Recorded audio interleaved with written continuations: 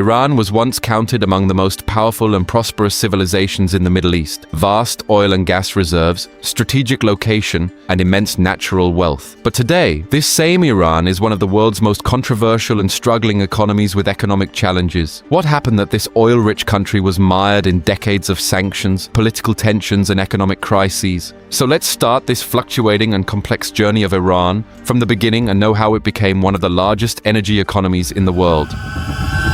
Chapter 1. Initial oil discovery and foreign concession.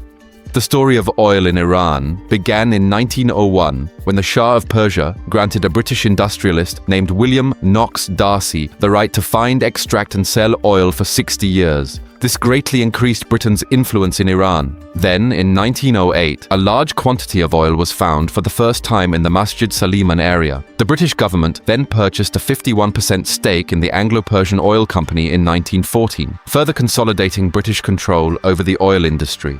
In the early days, oil production was mainly in Abadan and the surrounding areas. But the problem was that most of the profits from oil went to foreign companies, and very little money went to the ordinary Iranian public. Chapter 2. Modernization and conflict in the Pahlavi era. During the 1920s to 30s in Iran, Reza Shah tried to modernize and strengthen the country. He cancelled the old Darcy Oil Agreement in 1932, but later in 1933 gave the right to oil again to British companies, which many considered detrimental to Iran. During this period, the government built a large infrastructure related to the oil industry. The Abadan refinery was expanded, railway and pipeline networks were built so that oil could be easily transported to the Gulf. Then, in 1960, Iran became a founding member of OPEC. This gave him a chance to work with the world's major oil-producing countries to influence the price and production of oil. In the 1950s to 60s, the country's income from oil grew rapidly, and the economy began to strengthen, but the bulk of it still went to foreign companies. For this reason, discontent among the people of Iran began to grow. Chapter 3. The Oil Nationalization Movement of 1951.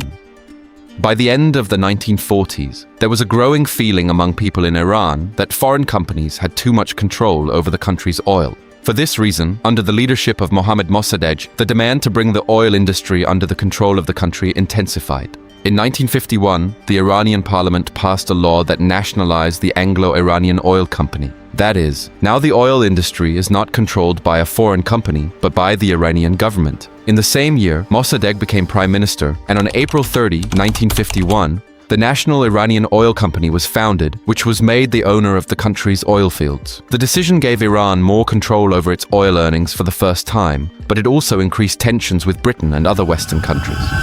Chapter 4. The 1953 coup and the new agreements. Iran underwent a major political change in 1953.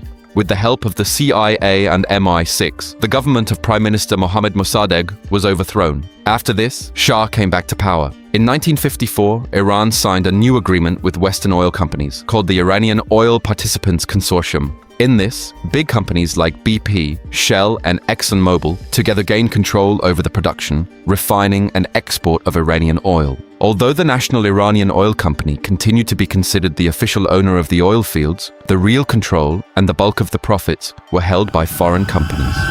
Chapter 5. The evolution of energy infrastructure in the Imperial era.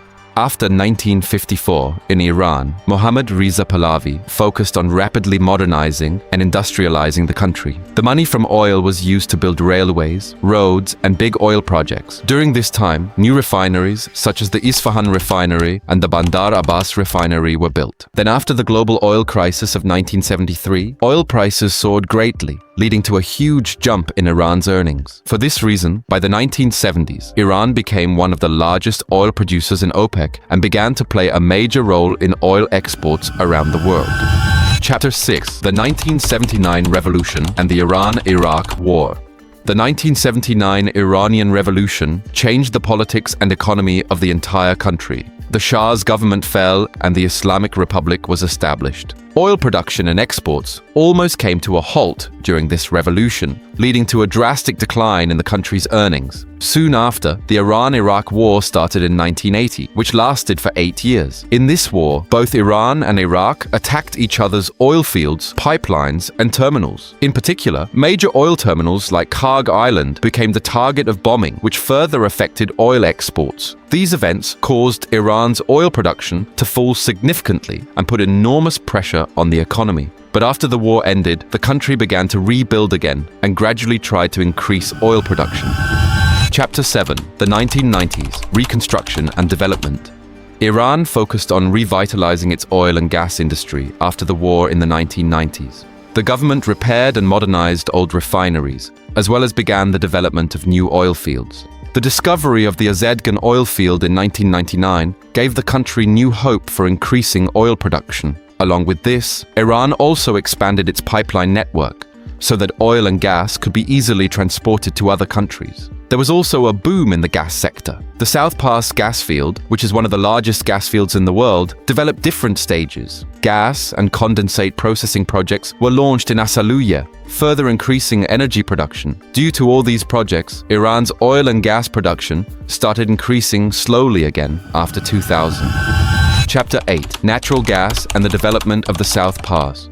Iran has the world's largest natural gas field, named the South Pass gas field, which is located on a shared maritime border with Qatar. A very large amount of gas is present in this area, so it is considered one of the greatest forces of Iran's energy economy. Gas production started from here in 1989, and later its capacity was increased rapidly in different phases. The National Iranian Gas Company built a gas pipeline network across the country, which today spans thousands of kilometers. Iran began to use this gas for electricity generation, heating in homes and industries. However, due to sanctions from the US and Europe and lack of investment, the country could not develop LNG export terminals on a large scale. Therefore, Iran exports a part of the gas by converting it into petrochemicals. Due to all this, Iran has become one of the largest gas-producing countries in the world today. Chapter 9: OPEC Membership and Export Strategy.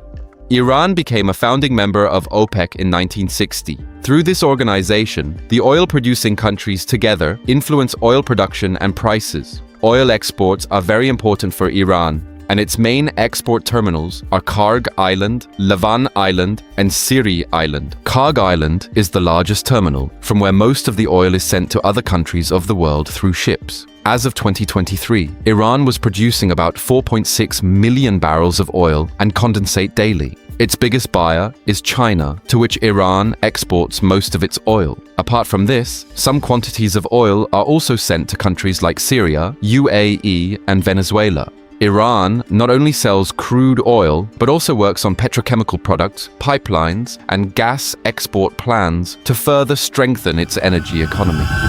Chapter 10: Implications of Sanctions and Geopolitics. Iran's energy sector has been hit by a series of international sanctions since the 1979 revolution. In particular, the sanctions imposed by the US prevented foreign companies and investors from working in Iran. In the 1980s and 1990s, war and sanctions slowed down new oil and gas projects. Then in 2012, the United Nations and European countries also imposed tough sanctions on Iran's nuclear program, which significantly reduced oil exports and halted many development plans. After the Joint Comprehensive Plan of Action Agreement in 2015, some restrictions were lifted and the situation started to improve. But the sanctions came into effect again after the US pulled out of the agreement in 2018. This made it difficult for Iran to buy new technology, bring in foreign investment, and build large LNG projects. Despite this, Iran continued to use its oil and gas resources by partnering with countries like China, Russia, and India.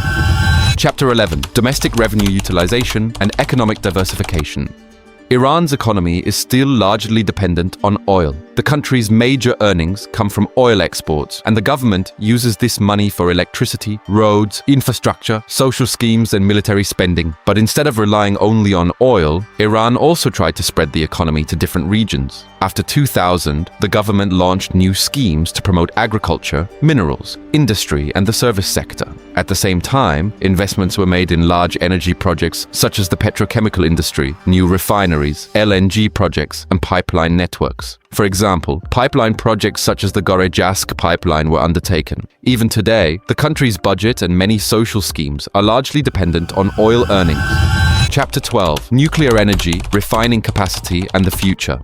Iran is now focusing not only on oil and gas, but also on future energy technologies. The country invested in nuclear energy for electricity generation, and the Bushehr nuclear power plant began in 2013. The refining sector also saw rapid growth. The Persian Gulf Star refinery is one of the largest gas condensate refineries in the world, producing large quantities of petrol and other fuels. But Iran is also facing major environmental challenges. Large oil and gas industries have increased problems such as pollution, carbon emissions, and water scarcity. Therefore, the government is now also working on new energy sources like solar energy, wind energy, hydropower, and green hydrogen. Iran wants to further strengthen its economy through future LNG exports, green hydrogen, and new energy technologies. If you enjoyed this enlightening journey, don't forget to like and subscribe to the video.